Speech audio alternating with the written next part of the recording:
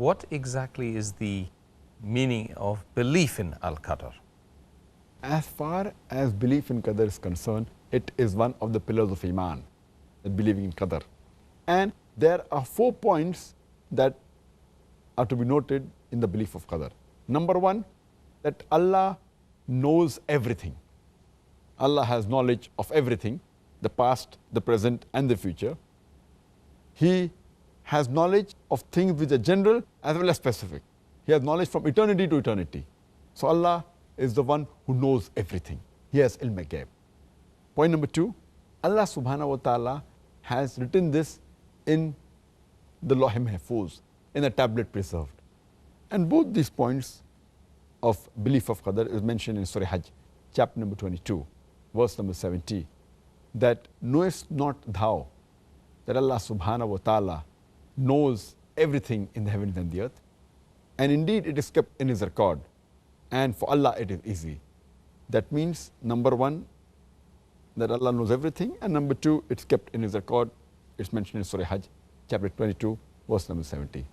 It's mentioned in Sahih Muslim, volume number 4, in the book of Qadr, hadith number 6416, that the Messenger of Allah said that Allah ordained the measure of the creation of the universe 50,000 years before the heavens and the earth were created. It's further mentioned in Sunan Abu Dawud, volume number 3, hadith number 4683, that Allah subhanahu wa ta'ala first created the pen and said to it, write. The pen replied, O Lord, what should I write? And Allah subhanahu wa ta'ala wrote the decree, the qadr of all the things till the beginning of the hour, till the beginning of the day of judgment. These are the first 2 points. The third point of qadr is that everything happens with the will of Allah subhanahu wa ta'ala. Everything. As Allah says in the Quran, in Surah Qasas, chapter number 28, verse number 68, Allah subhanahu wa ta'ala creates and chooses as He wills. It's mentioned in Surah Ibrahim, chapter number 14, verse number 27, that Allah does whatever He wills. And it's also mentioned in Surah Buruj, chapter number 85, verse number 16, Allah is the doer of all He intends. So here we come to know that Allah subhanahu wa ta'ala, whatever He intends, He can do. Whatever He wants, He can do.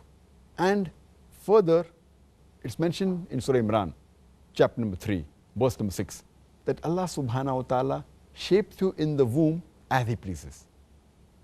It's mentioned in Surah Nisa, chapter number 4, verse number 90, that if Allah willed, He would have given power to them and they would have fought you. It's mentioned in Surah Anam, chapter number 6, verse number 112. Allah subhanahu wa ta'ala says that if Allah willed, they would not have done it. The fourth point in the belief of Qadr is that all things that happen are created by Allah subhanahu wa ta'ala, in the essence, in the attribute, and in the movement. As Allah says in the Quran, in Surah Al-Zumur, chapter number 39, verse number 62, that Allah is the creator of everything, and He is the guardian and disposer of all affairs. It's further mentioned in Surah Furqan, chapter number 25, verse number 2, that Allah subhanahu wa ta'ala created the heavens and the earth in due proportion.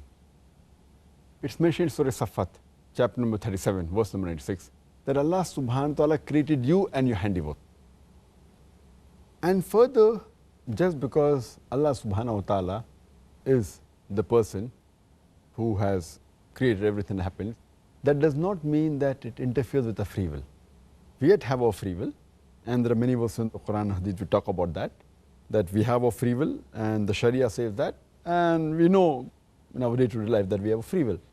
Allah further says in the Quran in Surah Baqarah, chapter number 2, verse number 223, talking about approaching the spouses, that you can approach your tilth the way you like and when you like it.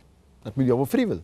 It's further mentioned in Surah Al-Ghabun, chapter number 64, verse number 16, that fear Allah as much as you can, listen to Him and obey Him. And it's mentioned in Surah Baqarah, chapter number 2, verse number 286, that Allah subhanahu wa ta'ala does not lay a burden greater than a person can bear. And He earns every good that He does, and He suffers every evil that He earns. So based on this Every human being has a free will, and we see that in day-to-day life. For example, there are certain things which are governed by Allah subhanahu wa ta'ala. He has fixed certain things about death, about life. Everything else Allah has given a free will. If I want, I can lift my hand. If I want, I can bring it down. If I want, I can walk. If I want, I can sit. It's my will. But certain things, for example, the heart beating, it beats according to the will of Allah subhanahu wa ta'ala. I can't, if I want to stop my heart from beating, I cannot do it. For example, if I feel cold, I shiver. If I want to, I cannot stop it. It is the will of Allah subhanahu wa ta'ala. So Allah has given a free will to the human beings. That's the reason if a person does something evil or does a sin, he is responsible for it. And Allah has given the guidance in the Quran, what is good and what is bad. Jazakallah.